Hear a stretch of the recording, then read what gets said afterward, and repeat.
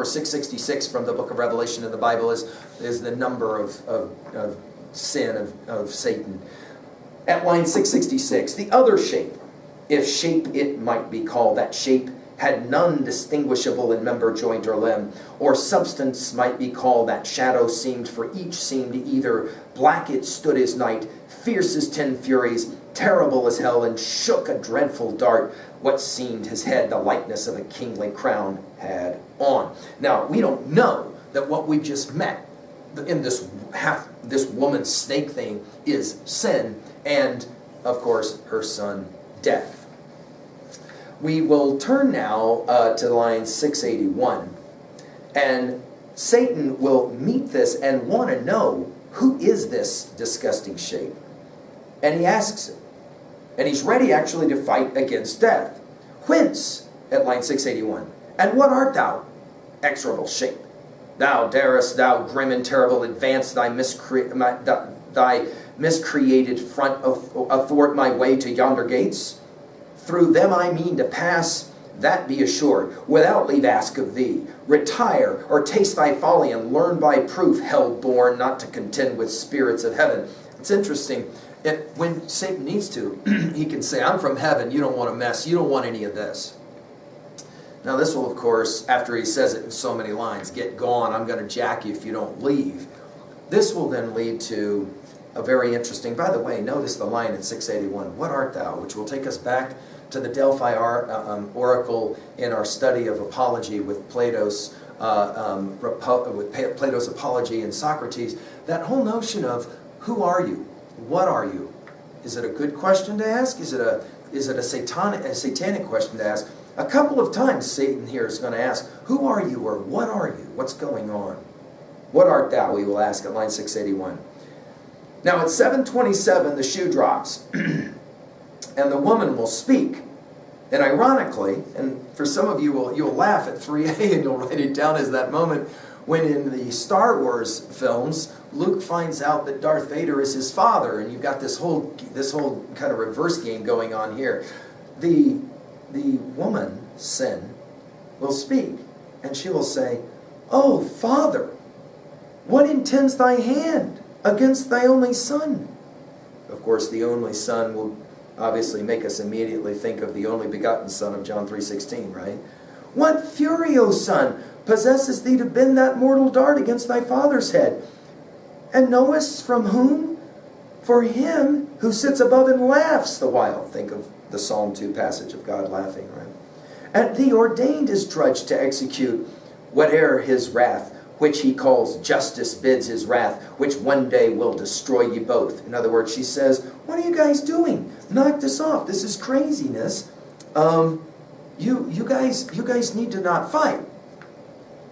Satan, of course, will want to know at line 741, what thing thou art. He says, I need to know of thee, what thing thou art. And then at line 746 to line 814, we have the heart of the most disgusting kind of allegory. I mean, let's just say it out loud. I mean, I'm going to read these lines, and they're kind of disturbing lines. There's no question about it. And I've had students that say, this is the grossest stuff we've ever read. I think I said this at the beginning of our lecture, poetry for adults, and we're certainly at poetry for adults here, no question. We'll just read and enjoy, starting at line 746. If enjoy is the right, appreciate. How's that? Appreciate. To whom thus the portress of Hellgate replied, here she comes. Now sin is going to speak. Hast thou forgot me then? And do I seem now in thine eye so foul, once deemed so fair in heaven, when at the assembly and in sight of all the seraphim, with thee combined in bold conspiracy against heaven's king, all of a sudden miserable pain surprised thee, dim thine eyes, and dizzy swum in darkness, while thy head flames thick and fast threw forth, till on the left side opening wide, likest to thee in shape and countenance bright, then shining heavenly fair, a goddess armed, out of thy head I sprung. Now let's pause, of course. Yes, you're nodding already. Of course, this is the birth of Athena out of the head of Zeus. Only here, sin will remind her own father. When you were in heaven and you were standing in front of God's throne, you had a thought about overthrow, and in that moment, I was born right out of your head. In other words, I'm your daughter. I'm a product right out of you. Amazement seized all the host of heaven. Back they recoiled afraid at first and called me sin, and for a sign portentous held me. But familiar grown I pleased, and with attractive graces won the most averse, thee chiefly, who full oft thyself in me, thy perfect image viewing, becamest enamored. She says, I was so beautiful, you, my father, fell in love with me, your daughter. And such joy thou tookest with me in secret, that my womb conceived a growing burden. So this gets even more disturbing. Now, Milton has to be careful with his poetry. I mean, obviously in the date that he's writing it. But she says, you slept with me. The suggestion is you raped me. You impregnated me. Jeez. Meanwhile, war rose, and fields were fought in heaven, wherein remained, for what could else, to our almighty foe, clear victory. To our part, loss and rout, through all the imperium. Down they fell, driven headlong from the pitch of heaven down into this deep and in the general fall, I also. At which time this powerful key into my hands was given. Notice we have a different key. Not St. Peter's keys to the kingdom of heaven, but rather sin has the keys to the gates of hell.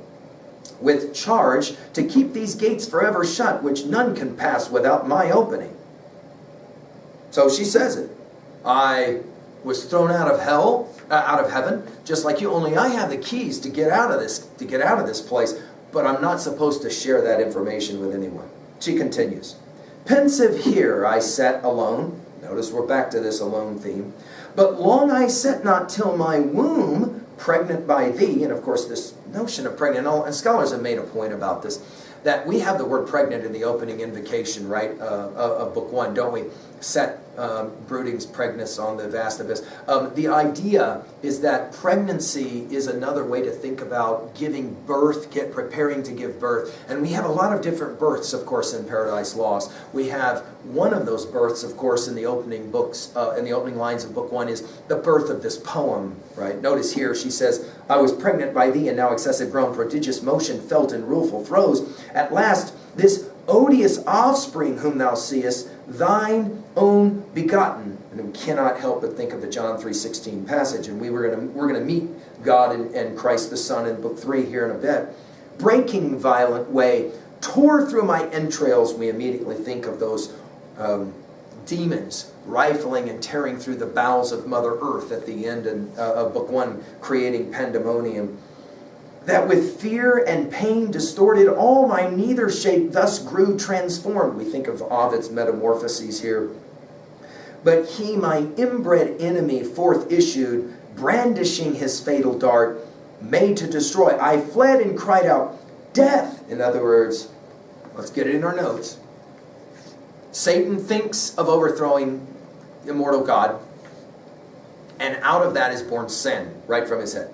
Satan sleeps with his own daughter, sin, and out of that union is produced death. I fled and cried out, death! Hell trembled at the hideous name and sighed from all her cares, and back resounded, death! I fled, but he pursued, though more it seems inflamed with lust and rage. In other words, as soon as death is born, it immediately turns on its mother, and we have more disgusting sexual tension going on.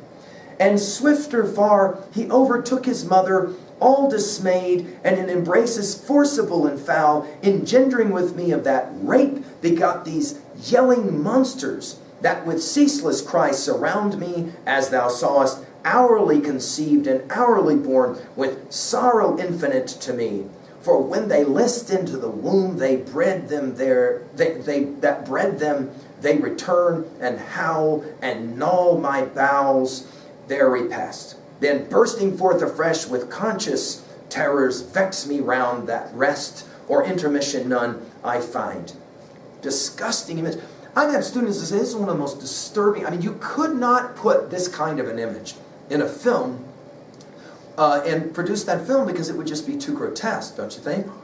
She says, when death was born from me, I immediately recoiled from it. By the way, you'll remember that death gets mentioned in 2 different lines of Lycidas, and I pointed that out in an earlier lecture about that poem, Death and Death. Here it's death and the recoiling of death, the one thing all humans most loathe. Remember in our Beowulf poem that we said that dragon at the conclusion of Beowulf 3 symbolizes or represents the evil you cannot run from, death. And here it is, grim death. She says, before mine eyes in opposition sits grim death, my son and foe, who sets them on, and me, his parent, should full soon devour, but for want of other prey. But he knows his end with mine involved, and knows that I should prove a bitter morsel and his bane, whenever that shall be. So fate pronounced. But thou, O father, I forewarn thee, shun his deadly arrow, neither vainly hope to be invulnerable in those bright arms, though tempered heavenly, for that mortal dead save he who reigns above, none can resist. In other words, she says, be careful about death. He's got this dart and he will jack you good. Wow. Well, let's just pause. This is why we read Paradise Lost, and this is why Milton, of course, is such a compelling poet for us. It is a disturbing image and yet a compelling allegory. That notice how it's a disgusting, hellish trinity, right, of Satan and sin and death. And together they comprise this disgusting bane to all human existence. In a little bit we'll hear of it, the woe, of course. At line 817, Satan responds by saying, dear daughter, in other words, whoa, I didn't realize. Since thou claimest me for thy sire, and my fair son here showest me the dear pledge of dalliance had with thee in heaven. In other words, he pretends as if he didn't remember all of that. And joys then sweet, now sad to mention, though dire change befallen us, unforeseen, unthought of. No, I come no enemy, but to set free. He says, I want us to find a place of bliss. I'm on a mission, in other words. I need your help.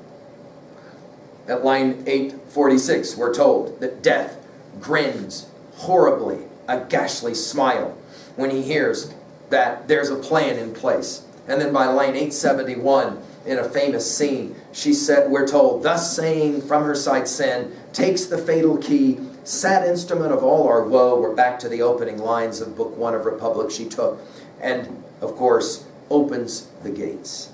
Well, let's finish now our conversation quickly. From here, the final part, of course, of Book 2 is now in play. She opens the gates of hell.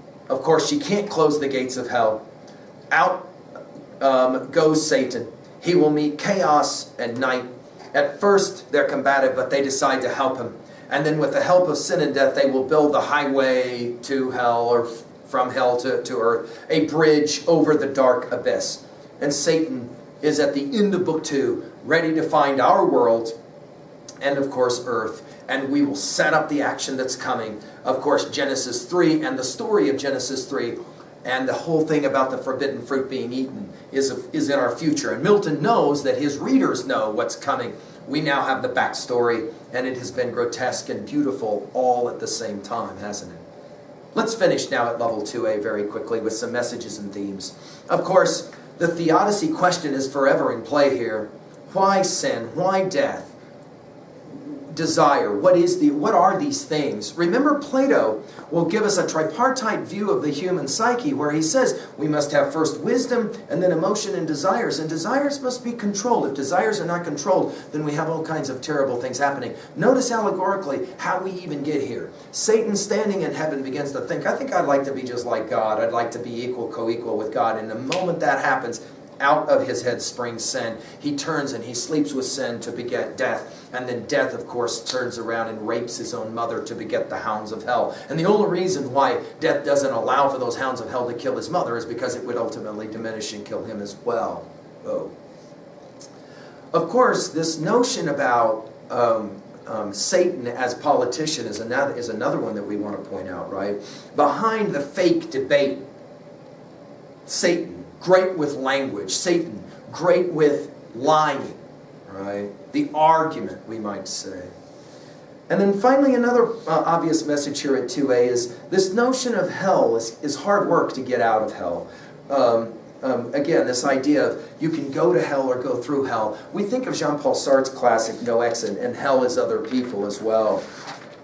At level 2b, let's talk there for just a moment. The allegory, we've already mentioned a number of them. Plato's cave allegory helps us to read this kind of allegory. We mentioned Spencer's Fairy Queen and the notion of pride being personified. Of course, again, you have this kind of gross and yet powerful allegory of Satan and sin and death, right? Notice about the allegory, significantly, we meet it, but we don't know. We don't know who, this grotesque woman on the top, disgusting snake on the bottom, like who's that? We don't know that it's sin. This is the power of allegory. You're repulsed and you're attracted to it, and then, of course, you find out, oh, dude, that's sin and that's death. Of course, those terrible things.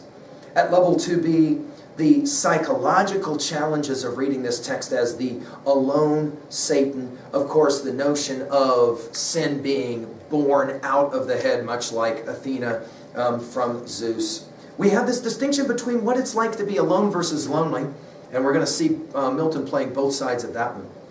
And then finally at level 2b, a mirror book between 2 and 3. It's geniusly set up, it's brilliantly set up. We've got God and the Son in book 3 doing something very similar. The Son will volunteer as well, just like Satan volunteers in book 2. John 3:16, for God so loved the world that he gave his only begotten Son. The word gave can be translated, of course, as sacrifice, but it can also be understood with Milton's reading that the Son will volunteer for the mission. And we'll get to that one, of course, in our lecture of Paradise Lost, book 3. Finally, at 3a, how do we relate this text to other texts we're familiar with? Hey, think about this. What is your favorite movie that actually tries to show evil or the demonic?